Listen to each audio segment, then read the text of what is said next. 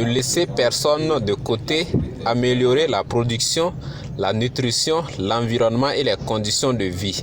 C'est sous ce thème interpellateur que s'est tenue la 42e édition de la Journée mondiale de l'alimentation, commémorée en différé ce 17 novembre 2022 au Burkina.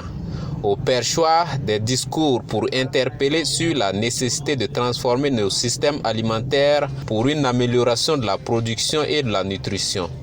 Le ministre d'État en charge de la fonction publique, Bassolma Bazié, qui a prononcé le discours du Premier ministre Apollinaire Kielem de Tambela, patron de la cérémonie, a présenté les différents facteurs de l'insécurité alimentaire dans le monde. De nos jours, des millions de personnes dans le monde ne peuvent se permettre une alimentation équilibrée en quantité suffisante ou saine, et cela les met en danger face à l'insécurité alimentaire et la malnutrition. Mais éradiquer la faim n'est pas uniquement une question de production. En effet, la production mondiale de nourriture est aujourd'hui suffisante pour nourrir tous les habitants de la planète. Le problème demeure l'accès de la disponibilité d'aliments nutritifs, qui sont de plus en plus difficiles à cause de nombreux défis en cours, comme la pandémie de Covid-19, les conflits, le changement climatique, les inégalités, la hausse des prix et les tensions internationales. Les populations du monde subissent l'effet domino de ces défis qui ne connaissent pas de frontières. Au Burkina, selon l'analyse du cadre harmonisé de mars 2022, l'insécurité alimentaire a touché durant la période de soudure environ 3,5 millions de personnes, soit 16% de la population, avec un indice de faim de 25,8% en 2021 et une prévalence de la sous-alimentation de 19,2%. Et pour répondre à cette crise alimentaire, des initiatives gouvernementales sont déjà en marche.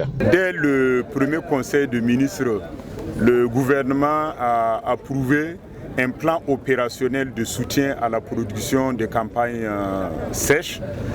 Cela veut dire que nous voulons véritablement mettre des actions fortes et cohérentes pour améliorer significativement la production au cours de cette saison en vue de compenser les pertes liées au déplacement des populations ou même la destruction de certains champs par, en tout cas dans le cadre de l'insécurité. Et donc, cela n'est qu'une étape.